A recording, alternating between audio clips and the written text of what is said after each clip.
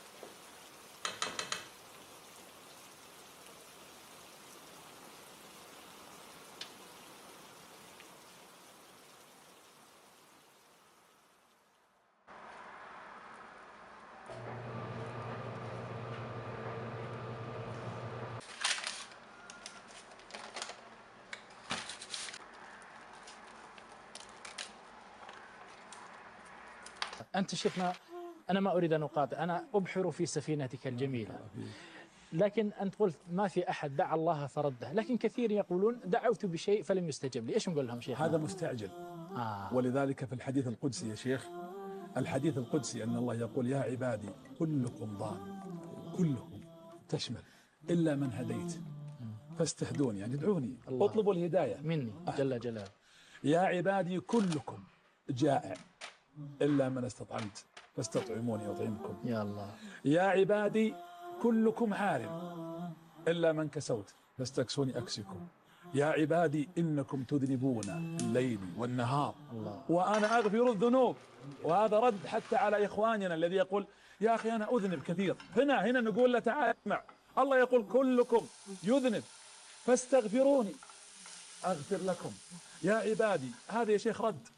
لو أن أولكم يا الله من آدم وآخركم آخر من يموت الله أكبر وإنسكم وجنكم كانوا على أتقى قلب رجل واحد الله ثم استغفروني غفرت لهم ولا أبالي.